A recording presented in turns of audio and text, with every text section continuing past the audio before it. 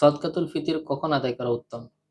উত্তর হচ্ছে যে সদকাতুল ফিতির ঈদের নামাজে যাওয়ার পূর্বে কিংবা ঈদগাহে যাওয়ার পূর্বে সদকাতুল ফিতির আদায় করে দেওয়া উত্তম বা মুস্তাহাব। প্রিয় নবী সাল্লাল্লাহু আলাইহি সাল্লামের হাদিস থেকে এমনটা পাওয়া যায়।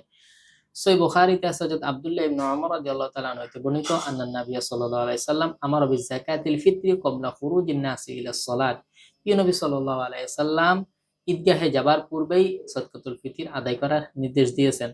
সুতরাং এই হাদিস থেকে বুঝে যায় সদকাতুল ফিতির ঈদের নামাজে যাওয়ার পূর্বে আদায় করে দেওয়া উত্তম। এখন সাহাবা আজমাইনদের আমল কি ছিল?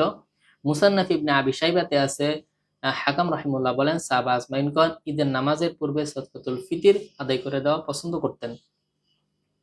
এখন কেউ যদি চায় যে আমি রমজান মাসে সদকাতুল ফিতর আদায় করব যাতে করে আমি বেশি সওয়াবের অধিকারী হব, কিংবা কেউ যদি চায় রমজানের শেষের দিকে আদায় করব যাতে করে গরিব অসহায় লোকজনও এই সদকাতুল ফিতরের মাধ্যমে তারাও যাতে উপকৃত হইতে পারে, তারাও যাতে আমাদের সাথে ঈদের আনন্দ ভাগাভাগি করে নিতে পারে, তাও পারবেন। মুসান্নাফ ইবনে আবি শাইবাতে আছে ইমাম নাফি রাহিমাহুল্লাহ থেকে বর্ণিত, তিনি বলেন আব্দুল্লাহ ইবনে ওমর রাদিয়াল্লাহু তাআলা আনহু ঈদের ২-১ দিন আগে সদকাতুল ফিতর আদায় করে দিতেন। সুতরাং এখান থেকে বোঝা যায় আপনি চাইলে রমজানে বা রমজানের শেষে ঈদের ২-১ দিন আগেও সদকাতুল ফিতর আদায় করতে পারবেন। এখন কেউ যদি চায় যে আমি সদকাতুল ফিতর অগ্রিম আদায় করব, কিংবা ঈদের পর আপনি সদকাতুল ফিতর আদায় করতে পারলেন না, পরবর্তীতে সদকাতুল ফিতর আদায় করা যাবে কিনা? উত্তর হচ্ছে যাবে, যে কোনো সময় সদকাতুল ফিতর আদায় করা যায়।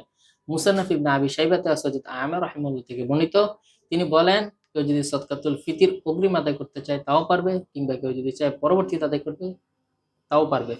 সুতরাং এ থেকে বোঝা যায় সদকাতুল ফিতর যে কোনো সময় আদায় করা যায়।